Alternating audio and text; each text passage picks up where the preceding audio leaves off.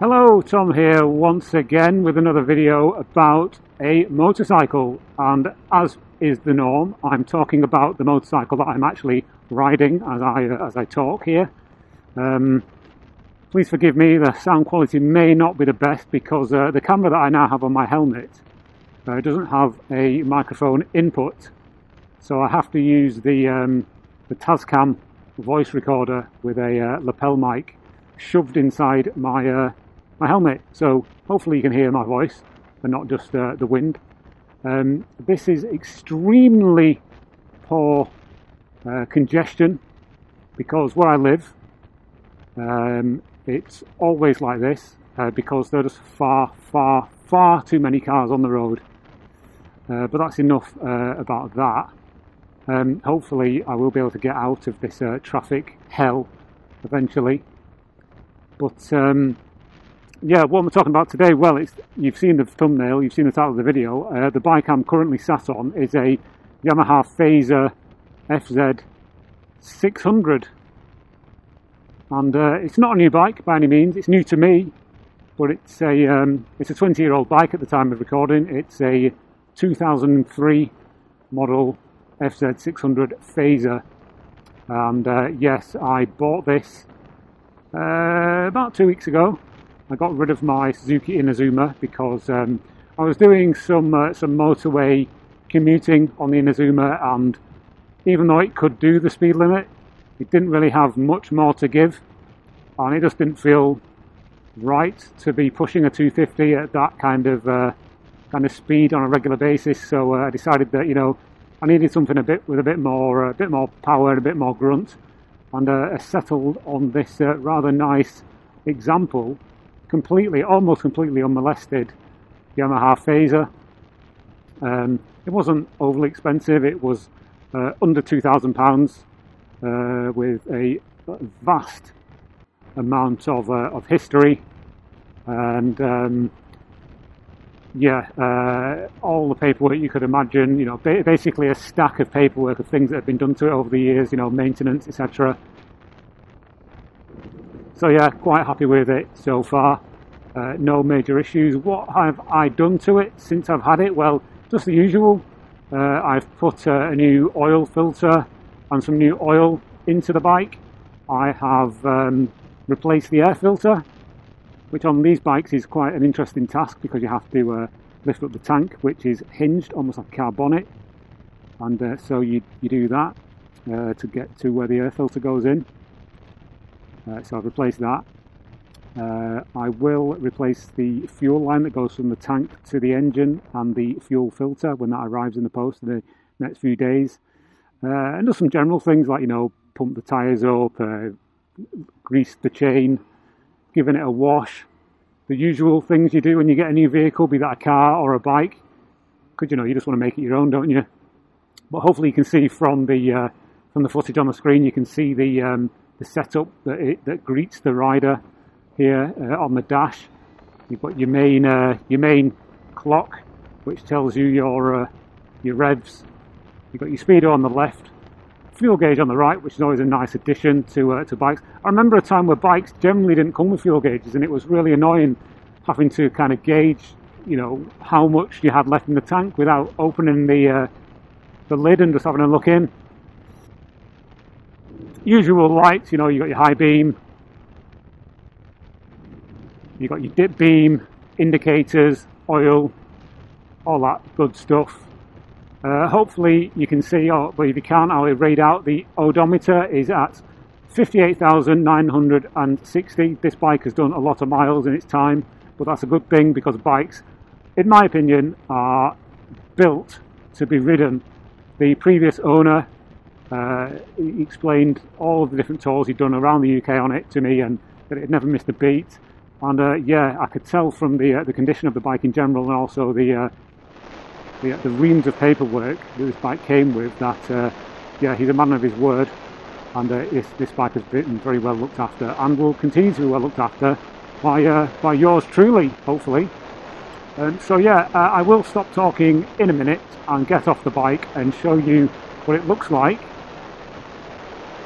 First of all, I just need to find somewhere quiet that I can stop and do that. So yeah, just enjoy the footage on this rather nice, unusually sunny February day.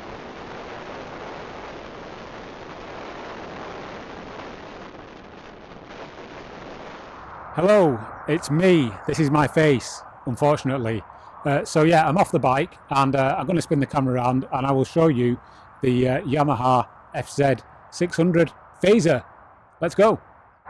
Before I look at the bike, I just wanted to show you this amazing view. Look at that, it's nice, isn't it? Anyway, we're not here to look at that, we're here to look at this. It's the Yamaha Fazer. This is the 2003 model Yamaha Fazer. It's done nearly 50,000 miles, but it doesn't look like it's done 50,000 miles. It's been very well maintained and looked after, and I am now the proud keeper and will continue to maintain and look after it. So let's take a closer look. The only thing on this bike that I can tell is not stock are the downpipes, which have been changed for stainless ones. And I've instantly lied, because the other thing that are not stock are these indicators. Otherwise, it's pretty much as it would look when it came out of the factory. I know you're thinking, how is this bike 20 years old and done 50,000 miles? It just looks like new almost. I'm very impressed with whoever has looked after this for so long. But let's take a closer look. I did mention these dials earlier on when I was riding it, but you've got your speedo here on the left, you've got your tachometer in the middle, a rev counter, you've got your fuel gauge, which is surprisingly accurate, and then at the bottom you've got your lights, you've got your indicators, neutral, etc. So car going past, like you do. There you go. So yeah, seat very comfortable. This is not really a review, because I'm not really a reviewer of motorbikes, because I'm not, you know, that knowledgeable or really care about things like horsepower and curb weights and all that kind of thing. But I just find different bikes really interesting, how they look, how they feel to ride, and some of the different features. This bike has got a big kind of fairing on it, so that's really good for like wind protection. You've got this socket here for your cigarette lighter style USB charger.